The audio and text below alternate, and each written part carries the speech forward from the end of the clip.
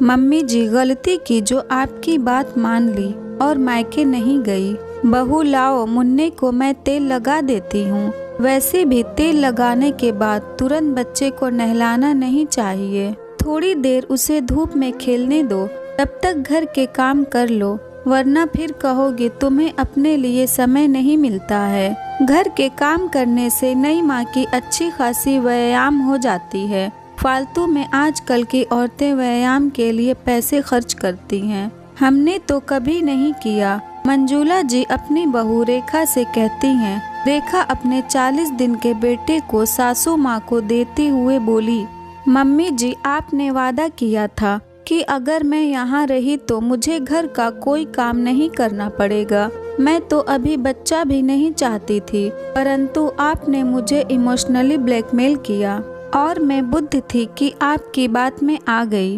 मंजूला जी बोली, बहू ये कैसी बातें कर रही हो? कौन सी ऐसी औरत होगी जो माँ बनना नहीं चाहेगी?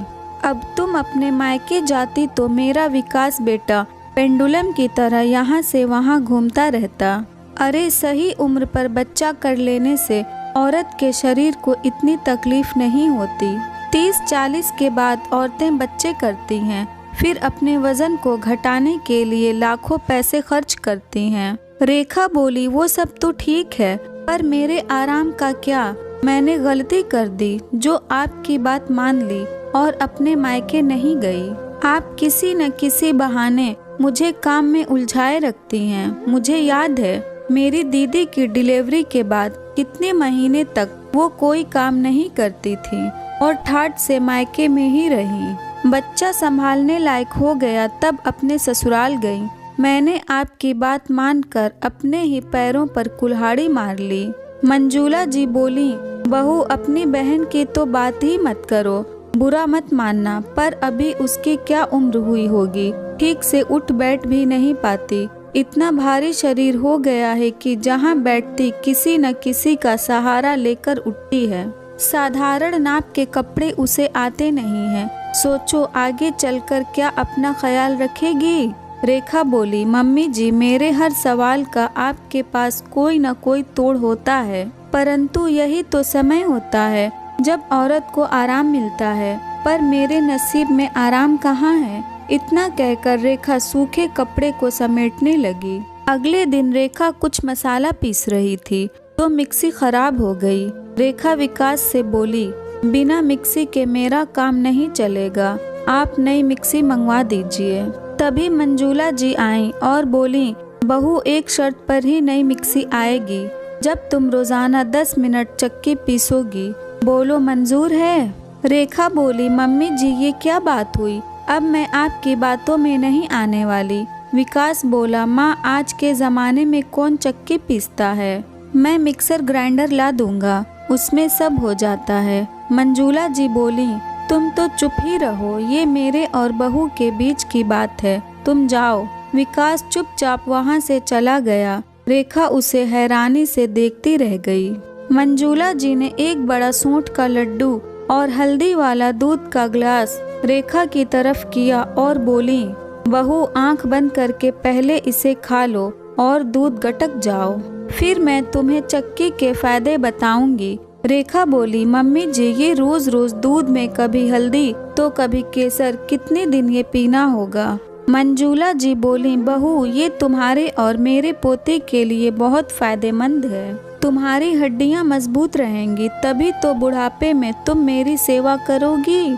मुझे पता है इन्हीं सब कारणों से लड़की अपने मायके में रहना चाहती है, ताकि वहाँ नाक मुंह बनाकर माँ को इनकार करेगी और माँ बेचारी चुपचाप ग्लास लेकर चली जाए। पर मैं तो माँ नहीं हूँ, मैं तो हूँ सास, तो चलो जल्दी से पी लो। रेखा बेचारी सोचती, जब ओखली में सर डाला तो मूसल से क्या डरना, और उसने आंख बंद कर पूरा ग्लास दूध पी लिया। तब मंजूला जी बोली, देखो बहू 10 मिनट चक्की चलाओगी तो ये जो तुम्हारा पेट प्रसव के दौरान निकला है वो धीरे धीरे अंदर चला जाएगा। क्या तुम नहीं चाहते कि तुम्हारा छड़हरा बदन देखकर तुम्हारा पति हमेशा तुम पर मोहित रहे? रेखा इधर उधर देखकर शर्माई और बोली, मम्मी जी ये कैसी बातें कर रही हैं? मंजूला जी बोली, कोई भी सास अपनी बहू की दुश्मन नहीं होती है। मैं समझती हूँ बच्चा होने के बाद कोई भी लड़की अपने मायके आराम और माँ की ममता के लिए जाना चाहती है। क्या मैं तुम्हें अगर वही ममता और देखभाल यहाँ दूँ तब भी तुम मायके जाना चाहोगी? रेखा बोली, जो भी हो मम्मी जी, पर आपने अपनी बातों की माया जाल में मुझे फंसाया और यहाँ रहने के लिए मुझसे हामी भरवाई। मंजूला जी बोली, बहू, इसलिए कि तुम्हारी भाभी भी गर्भवती थी।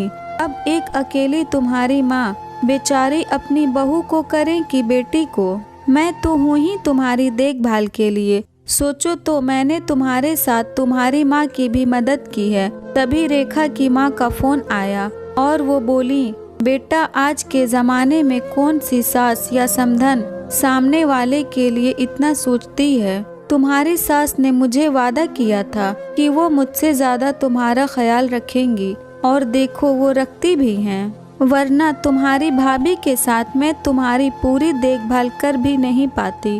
तुम तो जानती हो तुम्हारी भाभी की माँ नहीं है, इस वजह से मैं उसकी देखभाल कर रही हूँ। मेरी तरफ से समधन जी को ढेर सारा धन्यवाद कहना। अब मंजूला जी जो व्यायाम और काम रेखा को बताती वो बड़े ध्यान से करती। धीरे धीरे उसका शरीर पहले की तरह होने लगा। एक रात रेखा सो रही थी। अचानक उसकी नींद खुली तो उसने देखा उसका बच्चा उसके बगल में नहीं था। जब उसने दूसरे कमरे में जाकर देखा तो उसका बेटा सास ससुर के बीच में आराम से सो रहा था। पीछे से विकास आया और रेखा को बोला, रेखा, माँ हर रात तुम्हारे सोने के बाद मुन्ने को अपने पास ले जाती है ताकि तुम्हारी रात की नींद पूरी हो सके। उन्होंने मुझे बताने से मना किया था, इसलिए मैं तुम्हें कुछ कहता नहीं था। विकास ने बताया, माँ को बेटी की बड़ी चाहत थी, इसलिए वो अपनी सारी ख्वाहिश तुम पर पूरी कर रही है। ये सब सुनकर रेखा की आंखों में आंसू आ गए। अगले दिन मंजूला जी के बिना बताए रेखा चक्की पीस रही थी तो मंजूला जी बोली, बहू, अब इतना भी व्यायाम ना करो कि हवा में उड़ जाना। अब मुन्ने का बचा हुआ काम तुम करो, मैं चली आराम करने। रेखा मुस्कुरा कर बोली, नहीं नहीं मम्मी जी, अपने पोते को आप खुद संभालिए, मुझे तो इनके साथ शॉपिंग पर जाना है। अब मायके में बच्चा दादी के पास रहे या नानी के पास, क्या फर्क पड़ता है।